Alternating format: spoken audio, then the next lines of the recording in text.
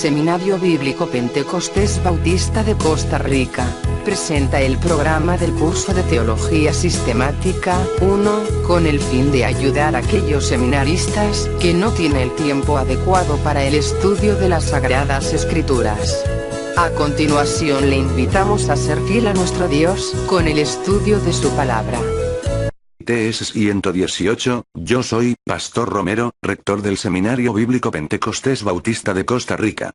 Y esta es la lección número 18, de Teología Sistemática 1, cuyo tema es, Dios el Espíritu Santo, su bautismo. 18. Dios el Espíritu Santo, su bautismo, por Lewis Sperry Chafer. A el significado del bautismo del Espíritu Santo. Probablemente ninguna otra doctrina del Espíritu Santo ha creado más confusión que el bautismo del Espíritu. Mucho de esto se deriva del hecho de que el bautismo del Espíritu comenzó al mismo tiempo en que ocurrían otras grandes obras del Espíritu, tales como la regeneración, la morada y el sellado. También en algunas ocasiones el bautismo del Espíritu y la plenitud del Espíritu ocurren al mismo tiempo. Esto ha guiado a algunos expositores a ser sinónimos de estos dos acontecimientos. El conflicto en la interpretación, sin embargo, se resuelve si uno examina cuidadosamente lo que la Escritura dice con relación al bautismo del Espíritu. En total hay 11 referencias específicas al bautismo del Espíritu en el Nuevo Testamento: Mateo 3, 11, Marcos 1, 8, Lucas 3, 16, Juan 1, 33, Hechos 1, 5, 11, 16, Romanos 6, 1, 4, 1 Corintios 12, 13. Gálatas 3, 27, Efesios 4, 5, Colosenses 2, 12. Ve el bautismo del Espíritu Santo antes de Pentecostés. Al examinar las referencias en los 4 evangelios y en Hechos 1, 5, se aclara que el bautismo del Espíritu es considerado en cada caso como un acontecimiento futuro, el cual nunca había ocurrido previamente. No hay mención del bautismo del Espíritu en el Antiguo Testamento, y los 4 evangelios se unen con Hechos 1, 5 en anticipar el bautismo del Espíritu como un evento futuro. En los evangelios, el bautismo del Espíritu se presenta como una obra la cual Cristo hará por medio del Espíritu Santo como su agente, como, por ejemplo, en Mateo 3, 11, donde Juan el Bautista predice que Cristo os bautizará en Espíritu Santo y fuego. La referencia al bautismo por fuego parece hacer alusión a la segunda venida de Cristo y los juicios que ocurrirán en ese tiempo, y también se menciona en Lucas 3, 16, pero no en Marcos 1, 8 o en Juan 1, 33. A veces la intervención del Espíritu Santo se expresa por el uso de la preposición griega en, como en Mateo 3, 11, Lucas 3, 16 y Juan 1, 33. Ya sea que la preposición se use o no, el pensamiento es claro en cuanto a que Cristo bautizó por el Espíritu Santo. Algunos han tomado esto como algo diferente del bautismo del Espíritu del que se habla en Hechos y en las epístolas, pero el punto de vista preferible es que el bautismo del Espíritu es el mismo en todo el Nuevo Testamento. El bautismo en cualquier caso es por medio del Espíritu Santo. La norma de la doctrina es expresada por Cristo mismo cuando él contrastó su bautismo, administrado por Juan, con el futuro bautismo de los creyentes por medio del Espíritu Santo, lo cual ocurriría después de su ascensión. Cristo dijo: porque Juan ciertamente bautizó con agua, mas vosotros seréis bautizados con el Espíritu Santo dentro de no muchos días. Hechos 1, 5.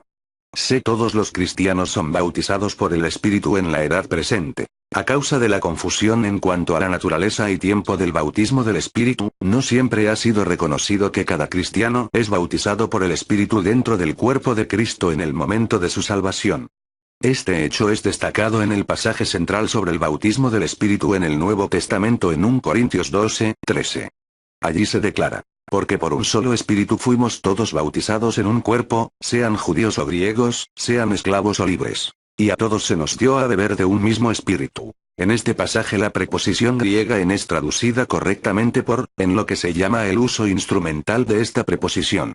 Este uso instrumental es ilustrado por medio de la misma preposición en Lucas 4, 1, donde se dice que fue llevado por el Espíritu al desierto, y por la expresión por vosotros en 1 Corintios 6, 2, por la expresión por medio de él en Colosenses 1, 16 y por la frase todos nosotros se refiere claramente a todos los cristianos, no a todos los hombres, y no de estar limitada a algún grupo de cristianos en particular. La verdad es más bien que cada cristiano desde el momento que es salvo es bautizado por el Espíritu dentro del cuerpo de Cristo. Así, Efesios 4:5 se refiere a un Señor, una fe, un bautismo. Mientras que los rituales del bautismo por agua varían, hay un solo bautismo del Espíritu. La universalidad de este ministerio se destaca por el hecho de que en la Escritura el cristiano nunca es exhortado a que sea bautizado por el Espíritu, mientras sí se le exhorta a ser lleno del Espíritu, Efesios 5:18. El bautismo del Espíritu dentro del cuerpo de Cristo. Por medio del bautismo del Espíritu se cumplen dos resultados importantes. El primero, que el creyente es bautizado o ubicado dentro del cuerpo de Cristo. Relacionado con esto es la segunda figura del bautismo en Cristo mismo. Estos dos resultados simultáneos del bautismo del Espíritu son tremendamente significativos. Por medio del bautismo del Espíritu el creyente es colocado dentro del cuerpo de Cristo en la unión viviente de todos los creyentes verdaderos en la edad presente. Aquí el bautismo tiene su significado primario en el hecho de ser ubicado, iniciado, y en que nos ha sido dada una relación nueva y permanente. Por consiguiente, el bautismo del Espíritu relaciona a los creyentes con todo el cuerpo de la verdad que se revela en la Escritura concerniente al cuerpo de Cristo. El cuerpo de los creyentes, formado así por el bautismo del Espíritu y aumentado a medida que los miembros adicionales son añadidos, se menciona frecuentemente en las Escrituras, Hechos 2:47, 1 de Corintios 6:15, 12:14, Efesios 2:16. 4:5, 5:30-32. Colosenses 1:24. 2:19. Cristo es la cabeza de su cuerpo y el único que dirige sus actividades, 1 de Corintios 11:3. Efesios 1:22-23. 5:23-24. Colosenses 1:18. El cuerpo así formado y dirigido por Cristo también es nutrido y cuidado por Cristo, Efesios 5:29. Filipenses 4:13. Colosenses 2:19.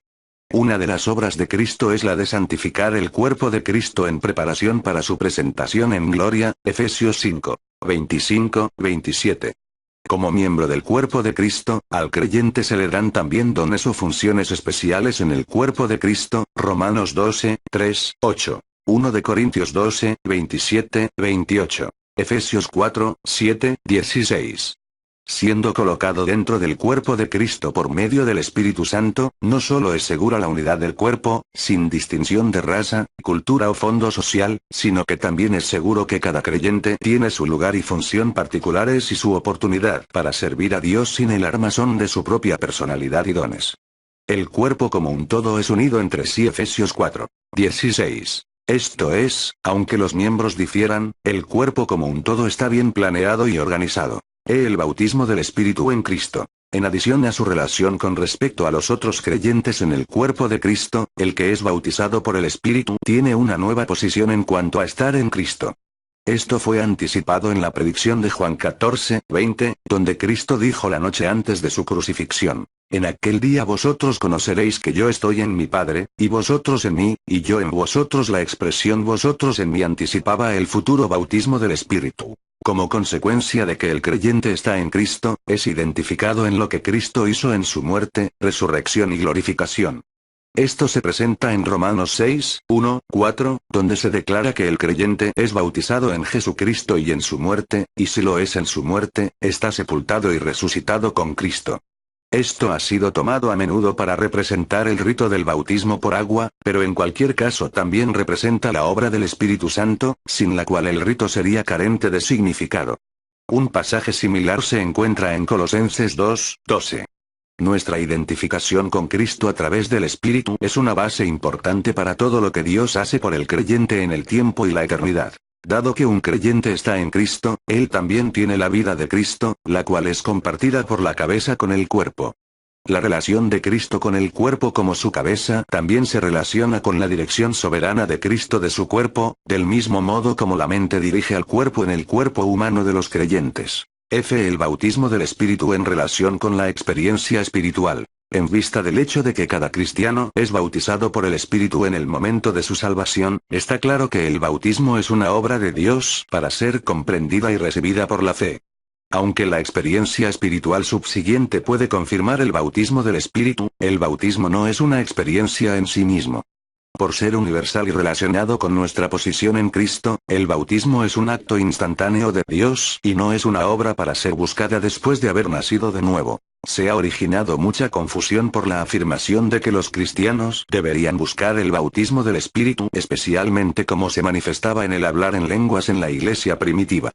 Mientras que en los tres ejemplos en Hechos, capítulos 2, 10 y 19, los creyentes hablaron en lenguas en el tiempo de su bautismo por el Espíritu, queda claro que esto fue excepcional y relacionado al carácter transitorio del libro. En todos los otros ejemplos donde figura la salvación no hay mención del hablar en lenguas como algo que acompañe al bautismo del Espíritu. Más adelante, es bastante claro que mientras que todos los cristianos son bautizados por el Espíritu, no todos los cristianos hablaron en lenguas en la iglesia primitiva. Por lo tanto, el concepto de buscar el bautismo del Espíritu como un medio de una obra excepcional de Dios en la vida del cristiano es sin fundamento escritural. Aún la plenitud del Espíritu no se manifiesta en hablar en lenguas, sino más bien en el fruto del Espíritu, como se menciona en Gálatas 5, 22, 23. El hecho es que los cristianos corintios hablaron en lenguas sin estar llenos del Espíritu. A veces se alega un error similar, el cual sostiene que hay dos bautismos del Espíritu, uno en Hechos 2 y el otro en 1 Corintios 12, 13. Una comparación de la conversión de Cornelio en Hechos L0, 11 con Hechos 2 aclara que lo que le ocurrió a Cornelio, un gentil, fue exactamente lo mismo que lo que les había ocurrido a los discípulos en el día de Pentecostés. Pedro dice en Hechos 11, 15, 17. Y cuando comencé a hablar, cayó el Espíritu Santo sobre ellos también, como sobre nosotros al principio. Entonces me acordé de lo dicho por el Señor, cuando dijo: Juan ciertamente bautizó con agua, mas vosotros seréis bautizados con el Espíritu Santo. Si Dios, pues, les concedió también el mismo don que a nosotros que hemos creído en el Señor Jesucristo, ¿quién era yo que pudiese estorbar a Dios? Considerando que el bautismo del Espíritu coloca al creyente dentro del cuerpo de Cristo, es, pues, la misma obra de Hechos 2 a través de la presente dispensación. El bautismo del Espíritu Santo es, por lo tanto, importante, puesto que es la obra del Espíritu que nos coloca en una nueva unión con Cristo y nuestros hermanos creyentes, una nueva posición en Cristo. Es la base para la justificación y para toda la obra de Dios, la cual presenta al final al creyente perfecto en gloria. Preguntas. 1. ¿Cómo distinguiría el bautismo del Espíritu, de la obra del Espíritu en la regeneración, morada y sellado? 2. ¿Cómo distinguiría el bautismo del Espíritu de la plenitud del Espíritu? 3. ¿Por qué ha habido confusión entre el bautismo del Espíritu y otras obras del Espíritu? 4. ¿Cuál es el significado del hecho de que el bautismo en Espíritu en los 4 Evangelios y en Hechos 1 se mencione como una obra futura? 5. ¿Qué evidencia puede alegarse respecto a que todos los cristianos son bautizados por el Espíritu en la edad presente? 6. ¿Por qué nunca se exhorta a los cristianos que sean bautizados por el Espíritu? 7. ¿Cuál es el significado de ser bautizado dentro del cuerpo de Cristo? 8. ¿Cómo indica la figura del cuerpo de Cristo que Cristo dirige la Iglesia? 9. ¿Cómo presenta la figura del cuerpo de Cristo dones especiales dados a los creyentes? 10. ¿Qué verdades especiales son presentadas por el bautismo del Espíritu en Cristo? 11. ¿Cómo se relaciona el bautismo en Cristo a nuestra identificación con Él en su muerte, resurrección y glorificación? 12. ¿Cómo el bautismo en Cristo sostiene la idea de que compartimos la vida eterna? 13. ¿Por qué el bautismo del Espíritu no es en sí mismo una experiencia espiritual? 14. ¿Es necesario el hablar en lenguas para ser bautizado por el Espíritu? 15. ¿Es necesario hablar en lenguas para ser lleno por el Espíritu?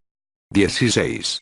¿Por qué es incorrecto que el bautismo del Espíritu de Hechos 2 difiere del bautismo del Espíritu en 1 Corintios 12, 13? 17.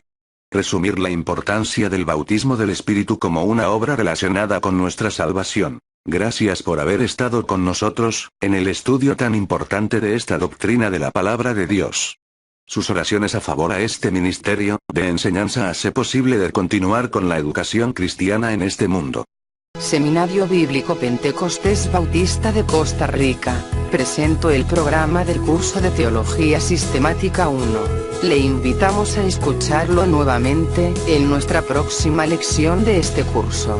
Recuerde el modo de someter tareas. Todas las tareas son enviadas por correo electrónico, sbpbcr@mail.com, a nuestro Seminario Bíblico Pentecostés Bautista de Costa Rica. Para otorgarle el certificado de reconocimiento del curso, hacer un pequeño estudio de 3-10 páginas sobre el tópico deseado. El alumno puede imprimir los cuadernos de trabajo o simplemente guardarlos en uno de los programas que tiene disponible para poder accesarlos en cualquier instante. Estas tareas deben de cumplir con los datos de la hoja de control de lectura evaluativa. Hoja de control de lectura evaluativa. La hoja de control de lectura no es para controlar que se cumplan las lecturas por cumplirlas, sino para pretender introducirnos profundamente en cada postura. Esta hoja nos ayudará a medir la profundidad de nuestra evaluación con el propósito de hacerlo cada vez mejor. La hoja contiene las siguientes partes. 1. Datos bibliográficos. Nombre del autor, título de la obra o artículo, casa editora, año y páginas. 2. Resumen de contenido. En propias palabras, resumir lo que plantea el autor. No se evalúa ni se critica la postura del autor, solo se resume. 3. Evaluación de lectura. Aquí usted debe manifestar los puntos y aspectos en los cuales está de acuerdo y en los que está argumentando su posición. Si no está de acuerdo, ¿por qué no está de acuerdo? También debe contener el nombre completo del alumno, ciudad y país, y la institución, la materia o curso estudiado y la fecha. Esta tarea debe ser enviada al terminar el curso, juntamente con la solicitud del certificado. Recuerde que la Escritura dice, aprovechando bien el tiempo, porque los días son malos, Efesios 5:16. Que Dios le haya bendecido grandemente por medio de su palabra. Amén.